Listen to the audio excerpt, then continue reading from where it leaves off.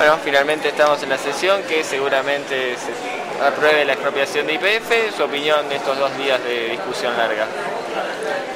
Mi opinión es que se está dando un paso importante, que es desandando un camino que nunca debimos transitar, que es haber puesto el petróleo en manos extranjeras, más allá de cualquier observación respecto a los límites que tiene la propuesta. Es un hecho importante. De hecho, objetivamente hay 3.000 millones de dólares de renta petrolera que hasta el momento era Repsol quien decidía qué se hacía con eso, y bueno, a partir de acá cabe al Estado argentino definir qué se hace. Podrá hacérselo bien o mal, pero es una discusión distinta. Tiene que ver con cómo se gestiona algo que podemos discutir a dónde va. En ese sentido, el tema. Después, respecto al debate, una pena que sean 48 horas de discusión sin modificaciones.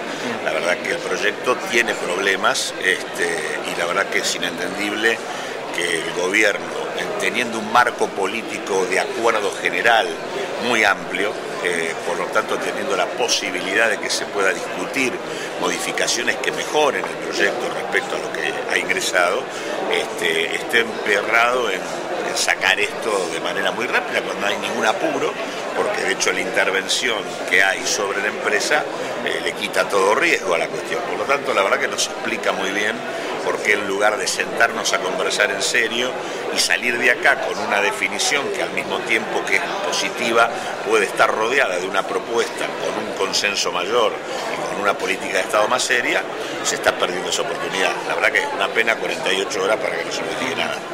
¿Lo sorprende el apoyo mayoritario que logró el proyecto de todas las fuerzas? No me sorprende, porque tiene que ver con una realidad social de la Argentina. Esta privatización, en el momento incluso en que se llevó adelante, no tenía consenso en nuestra sociedad.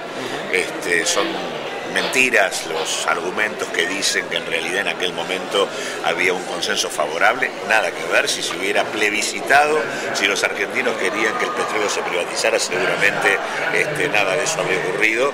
Es una evidencia bastante grande desde lejos que esas son cosas que no se hacen, que no han hecho prácticamente ninguno de los países en ningún momento de su historia. Ni siquiera Chile privatizó el cobre en la etapa de Pinochet.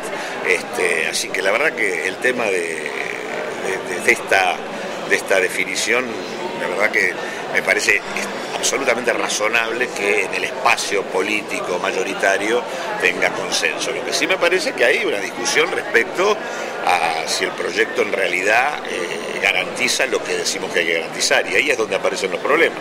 Es un proyecto que tiene debilidades a la hora de discutir el sentido general de la política energética, básicamente porque la YPF que recuperamos es el 34% del petróleo y el 23% del gas. Por lo tanto, no acompañar esto con un replanteo del marco regulatorio que cambie los decretos que puso en marcha Menem en aquel momento, y que son los que le otorgan a las empresas privadas el manejo del recurso que sacan. Francamente, esto es complicado porque si eso no se modifica, podemos correr el riesgo de transformar a YPF en una suerte de socio bobo, de un esquema energético que siga funcionando con un déficit importante que lo paga YPF, mientras el resto siga teniendo beneficios extraordinarios con poca inversión. Por lo tanto, yo creo que el tema de ir sobre la regulación del conjunto del sector es una prioridad absolutamente imprescindible, porque no es la YPF de comienzo de los 90 que manejaba el 70% de los hidrocarburos. En eso, la UCR dice que va a presentar un proyecto para la modificación de la ley de hidrocarburos. ¿El FAP tiene alguna propuesta en leyes? La verdad que no, que lo que hay que hacer acá es terminar con los decretos. Y a partir de ahí hay una ley que está vigente, que es la 17.319, que casualmente es compatible con el objetivo del autoabastecimiento. De ahí en más podemos pensar en mejorar el marco regulatorio, hacer una nueva ley de hidrocarburos, todo eso se puede pensar, se puede establecer un plazo, pero lo primero que hay que hacer es terminar con los decretos que le transfieren la libre disponibilidad del crudo a las petroleras privadas. A diferencia de lo que ocurre en cualquier lugar del planeta, en donde cuando el Estado contrata con un operador para que saque el recurso, el dueño del recurso, una vez que es sacado, es el Estado, y en realidad el operador percibe una paga por esto, ese es su contrato. En el caso argentino, el operador es dueño del crudo. Esto no existe en ningún lugar y le otorga al operador privado una capacidad de presión y de captura de la renta petrolera que hace que las petroleras en boca de pozo tengan ganancias de 700% entre el costo de producción local y el precio interno o el precio internacional. Consecuentemente, eso es lo que hay que alterar. Digo, es incompatible el marco regulatorio con los objetivos que este mismo proyecto declara.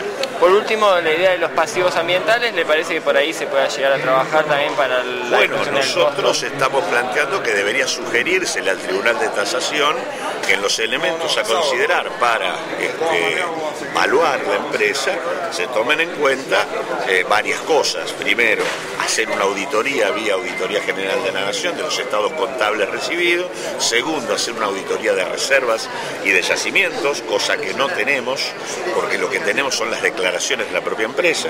En tercer lugar, hacer una revisión profunda de las concesiones, una por una, para ver los incumplimientos contractuales. Y cuarto,